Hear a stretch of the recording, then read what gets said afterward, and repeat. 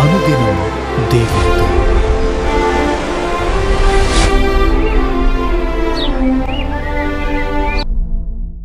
Praise the Lord. అనుదినం దేవునితో అనే కార్యక్రమాన్ని చూస్తున్న మీ అందరికీ మన ప్రభు అయిన రక్షకుడైన యేసుక్రీస్తు ఘనమైన నామంలో వందనాలు. ఈ ఉదయకాలం దేవుని వాక్యం చూసుకుందాం. యాకోబు రాసిన పత్రిక 4వ అధ్యాయం 3వ వచనం. మీరడిగినను మీ భోగముల నిమిత్తం వినియోగించుటకై దురుద్దేశంతో అడుగుదురు గనుక మీకేమీ దొరకటలేదు. మనం ఉత్తరం రాసిన తర్వాత అడ్రస్ సరిగా రాసి తగినన్ని స్టాంపులు అతికిస్తేనే అది గమ్యానికి చేరుతుంది. ఒకవేళ అడ్రస్ సరిగా లేకపోయినా, పిన్ కోడ్ నెంబర్ తప్పేసినా, లేకపోతే తగినన్ని స్టాంపులు అతికించకపోయినా అది గమ్యస్థానానికి చేరదు. అలాంటి లెటర్స్ అన్నీ కూడా డెడ్ లెటర్ పోస్ట్ ఆఫీస్కు చేరతాయి. ఆ డెడ్ లెటర్ పోస్ట్ ఆఫీస్లో ఆ ఉత్తరం తెరిచి రాసినటువంటి వారి అడ్రస్కు దాన్ని తిరిగి పంపిస్తారు. ఒకవేళ కనుక ఫ్రమ్ అడ్రస్ లేకపోతే ఆ ఉత్తరాలన్నీ కాల్చేస్తారు. అట్లనే చాలామంది ప్రార్థనలు దేవుని కృపాసనం వద్దకు చేరటం లేదు. అట్లనే చాలామంది ప్రార్థనలు డెడ్ లెటర్ పోస్ట్ ఆఫీస్ లాంటివి, అవి దేవుని కృపాసనం వద్దకు చేరటం లేదు. ఒక వ్యక్తి ప్రార్థన దేవుడు ఆలకించాలంటే అతని ప్రవర్తన దేవునికి ఇష్టకరంగా ఉండాలి. ఎందుకు దేవుని సన్నిధికి ప్రార్థనలు చేరటం లేదు అంటే మొదటి కారణం పాపం. పాపంలోనే జీవిస్తూ పాపంలోనే ఉండి ప్రార్థిస్తుంటే దేవుడు ఎటువంటి పరిస్థితుల్లో కూడా మన ప్రార్థనలు ఆలకించడు. మీ పాపములు నాకును మీకును అడ్డుగా వచ్చెను గనుక నేను మీ ప్రార్థనలు ఆలకించకున్నాను అని దేవుడు వాక్యం సెలవిస్తుంది. రెండవ కారణము దేవునితో సరైనటువంటి సహవాసం లేకపోవడం ద్వారా. దేవుని వాక్యమందు మనం నిలిచి ఉండకపోతే మన ప్రార్థనలు దేవుడు ఆలకించడు. దేవుని వాక్యంలో యేసుక్రీస్తు ప్రభువారు చెప్పారు, నా యందు మీరు, మీ యందు నా మాటలు నిలిచి ఉన్న ఎడల మీకు ఏది ఇష్టమో అడగండి, అది నేను చేస్తానని. దేవుని వాక్యం మనలో లేకపోతే మన ప్రార్థనలు దేవుడు ఆలకించడు. ధర్మశాస్త్ర గ్రంథమును వినకుండా చెవిని తొలగించుకుని వాని ప్రార్థన హేయము అని దేవుని వాక్యం సెలవిస్తుంది. కాబట్టి దేవుని వాక్యానుసారంగా జీవించాలి. దేవుని యందు భయభక్తులు కలిగి ఉండాలి.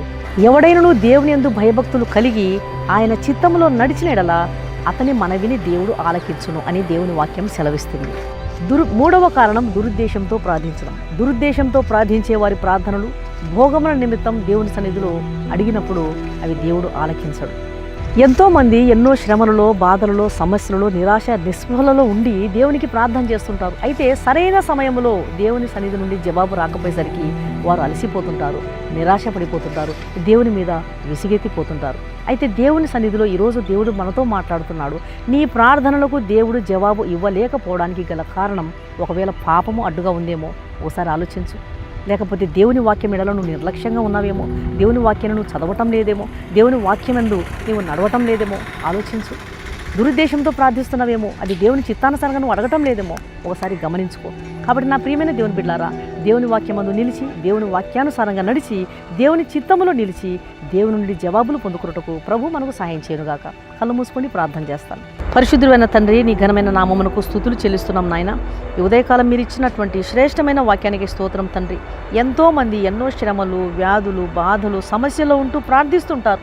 సమయానికి జవాబు రాకపోయేసరికి అలసిపోతూ నిరాశ పడిపోతుంటారు. ప్రతి ఒక్కరి ప్రార్థన విని వారికి జయం ఇవ్వాలనే మీరు ఆశిస్తున్నారు.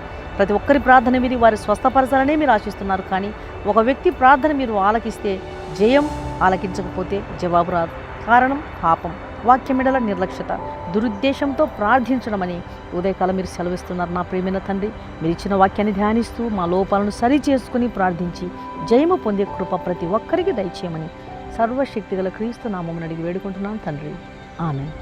ఈ వాక్యం విన్న ప్రియమైన దేవుని బిడ్డలారా, దయచేసి దేవుని వాక్యం అనేకులు విని మేలు పొందే విధంగా దేవుని వాక్యాన్ని షేర్ చేయండి.